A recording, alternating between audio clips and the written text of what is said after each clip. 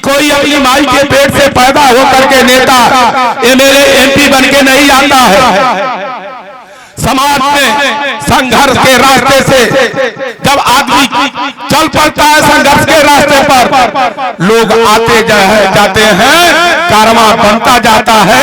और जब संघर्ष करने आगे निकलोगे तो तुम्हारे पीछे बहुत सारे नौजवान अपना संसाधन लेके खड़े हो जाएंगे और आज नहीं कल तुमको नेतृत्व मिल जाएगा और तुम नेतृत्व करोगे।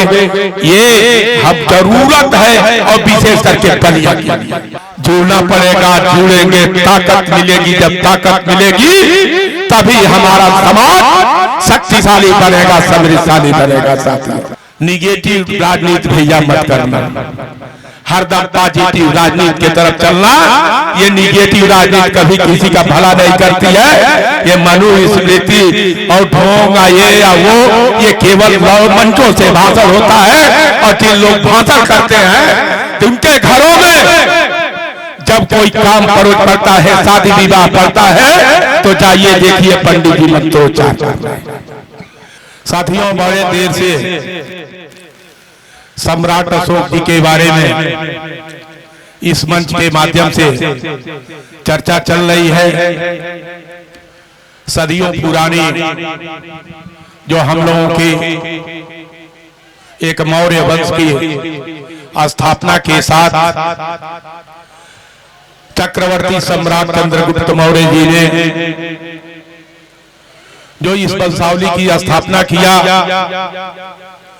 और लंबे अरसे तक भारत वर्ष को विशाल भारत वर्ष के रूप में परिणित करके और बड़े ही सुयोग्य तरीके से जो शासन चलाने का काम मौर्य के जमाने में हुआ, उसको लेकर के अपनी विरासत, अपनी परंपरा को अपनी तलवार और वीरता के बल पर सम्राट अशोक ने जिस तरह से फैलाने का काम किया, कुछ परिस्थितियां ऐसी बनी कलिंग युद्ध के बाद उनका हृदय परिवर्तन हुआ और बौद्ध धर्म भगवान बुद्ध के शरण में जाने के बाद जिस तरीके से हम इतिहास पढ़ते हैं वहीं से एक पराभव का इतिहास भी शुरू हो गया और लंबे अरसे के बाद मौर्य वंश का समापन भी हो गया। साथियों, हम अपनी वीरता का और अपने पूर्वजों के द्वारा हिंदुस्तान को शक्तिशाली और समृद्धशाली बना करके विश्व के अंदर एक बहुत बड़ी ताकत के रूप में स्थापित करने वाले चंद्रगुप्त मौर्य, बिंबिसार, सम्राट अशोक के बारे में निरंतर हम चर्चा भी करते हैं, बात भी करते हैं। चंद्रगुप्त मौर्य जी की जयंती आती है, बड़े धूमधाम से मनाते हैं। सम्राट अशोक जी की जयंती आज हम मना रहे हैं और इसके पीछे मूल कारण यही रहता है कि हमारे जो नई पीढ़ी है, जो नए बच्चे हैं, उससे ये प्रेरणा ले, उनको इसे एक दिशा निर्देश मिले कैसे हमको समाज में आगे बढ़ना। क्योंकि ये कटु सच्चाई है कि शक्ति के साथ, ताकत के साथ ही शांति रहती है। जो ताकतवर रहता है उसी से लोग डरते भी हैं और जो ताकतवर रहता है वही न्याय भी करता है। कोई असहाय आदमी, निर्बल आदमी न न्याय करता है न उसको कोई मानता है। इसलिए हमें समाज में ताकतवर बनना है। जब ताकत आपके पास रहेगी तो निश्चित रूप से शांति भी रहेगी और समृद्धि भी रहेगी। आज तलवार का जमाना, तलवार और धनुष का जो जमाना था वो बीत गया।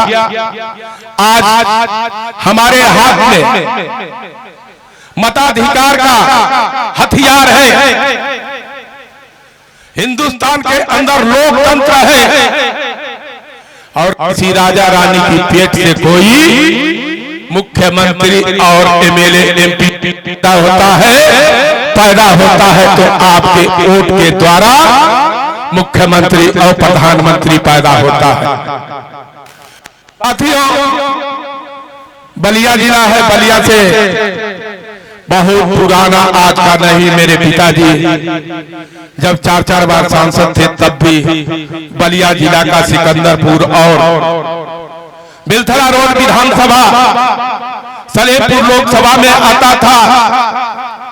आज तो एक बढ़ करके 22 तक हो गया है। लेकिन साथियों, हमको याद है एक बार ऐसे ही समाज की बैठक हो रही थी और उस समाज की बैठक में कुछ लोग नाराज थे। समाज में सब लोग एकमत नहीं होते हैं, सबकी विभिन्न विचारधाराएं भी होती हैं। एक आदमी उठा और कहा कि साहब, हम देवरिया वालों को अपना नेता नहीं मानते हैं, हम लोग बलिया में अपना नेता पैदा करेंगे। हमने कहा ये तो बहुत अच्छी बात है, इसमें लड़ने की भी कोई बात नहीं है। और उस समय मैंने कहा था और एक चैलेंज, चुनौती भी मैंने दिया था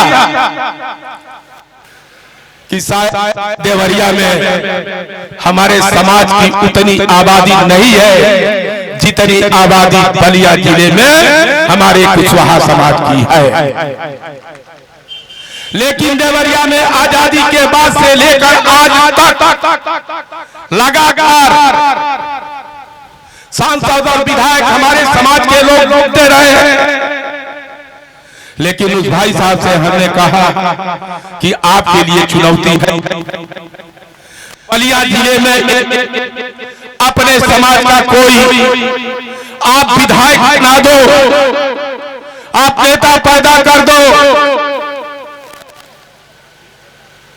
लेकिन हमें खुशी है उस चुनौती को बिलथरा रोड के लोगों ने स्वीकार किया और बात में आजादी के बाद पहली बार बलिया जिले में एक अपने समाज का विधायक केदारनाथ वर्मा बने और उसके बाद फिर वो परंपरा बंद हो गई। हम बड़ी तादाद में हम व्यवहारिक बात करना चाहते हैं। सम्राट अशोक और चंद्रगुप्त तो हम लोगों के पुरखा थे, बड़े महान थे। लेकिन हमको आज वर्तमान जीना है, वर्तमान में हमको रहना है। हमारे बहुत सारे भाई अपने गांव के प्रधान हैं, बीडीसी हैं, जिला पंचायत के सदस्य विजय वर्मा भी हैं, लेकिन इससे आगे हम नहीं बढ़ पा रहे।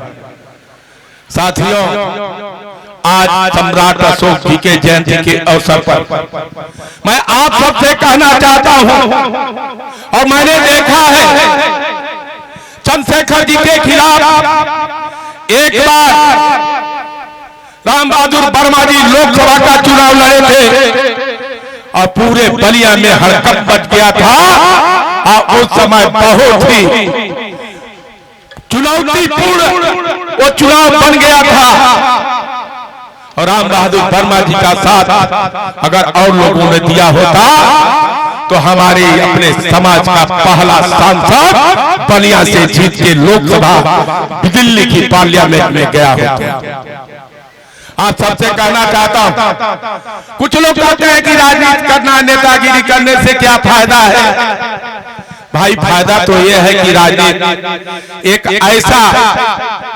ऐसी पूंजी है, ये सत्ता की जो चाबी है ये राजनीति से ही आती है।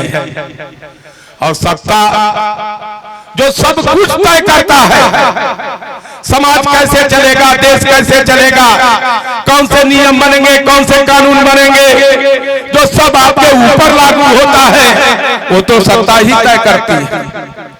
तो सत्ता की कुंजी अगर हमारे पास नहीं रहेगी, हमारे प्रधान, हमारे बीडीसी, जिला जिला पंचायत सदस्य, जिला अध्यक्ष, हमारे एमएलए, हमारे एमपी अगर रहेंगे तो कम से कम इतना तो करेंगे कि गांव का प्रधान होगा, अपने समाज के किसी का घर नहीं है तो घर तो बनवा देगा, कोई गरीब है तो उसका राशन कार्ड तो बनवा देगा।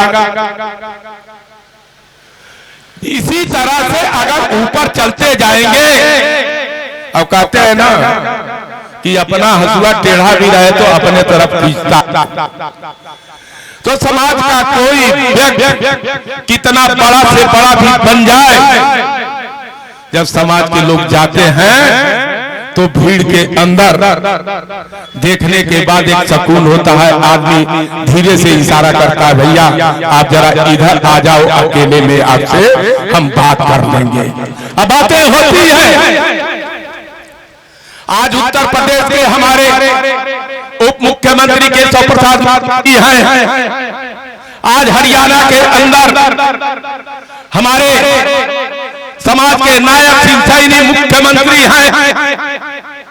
अभी हमारे सुनील सनेही कह रहे थे मगध की राजधानी चंद्रगुप्त मौर्य ने जहां से स्थापना किया था मगध की राजधानी पाटलिपुत्र में भी कब्जा की तैयारी है। सम्राट चौधरी आ रहा है बिहार का मुख्यमंत्री बन के। साथियों, ये आपस का हम लोगों का बहुजन सपा बसपा ये सब करिए, मना नहीं कर रहा हूं, लेकिन जहां आपको सत्ता की चाबी मिलने वाली है उसके साथ जुड़ना पड़ेगा, जुड़ेंगे, ताकत मिलेगी। जब ताकत मिलेगी तभी हमारा समाज शक्तिशाली बनेगा, समृद्धशाली बनेगा। साथियों, इसलिए आज के अवसर पर ये जेपी कुशवाहा, आरपी कुशवाहा बहुत अच्छा लगा। इस लड़के ने जिस तरीके से शोध करके, अध्ययन करके, जिस तरह से अपनी बातों की प्रस्तुति किया और जन जागरण किया है, आपकी सोए हुई आत्मा को जगा करके आगे बढ़ाने के लिए प्रेरित किया। और जिस तरीके से इस समिति की स्थापना करके और पूरे जिले से जहां से लोगों को बुला करके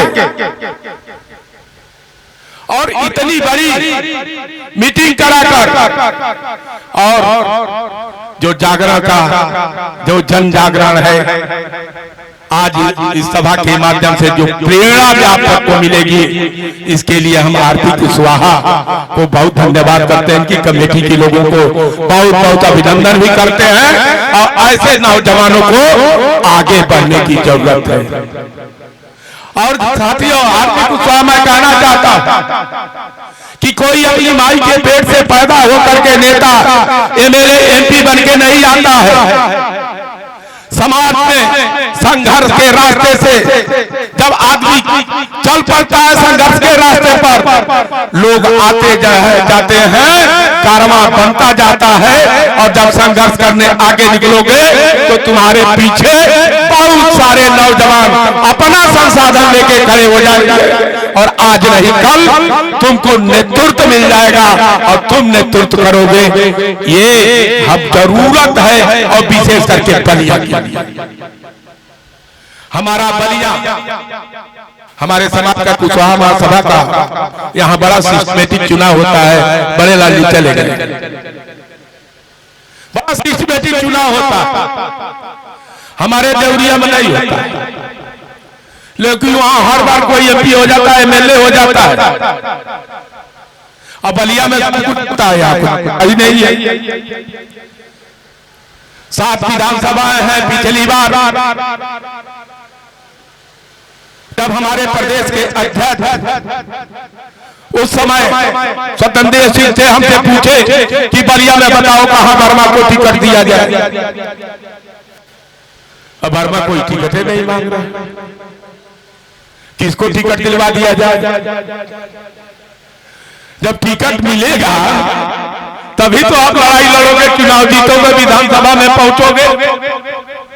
इसलिए खास करके नौजवानों से मैं कहना चाहता हूं, घर से निकलिए, ताकत बनाइए, लोगों को संगठित करिए, संघर्ष के रास्ते पर आगे बढ़िए।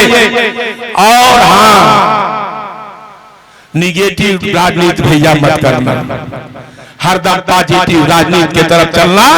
ये निगेटिव राजनीति कभी किसी का भला नहीं करती है। ये मनुस्मृति और ढोंगा ये या वो, ये केवल मंचों से भाषण होता है।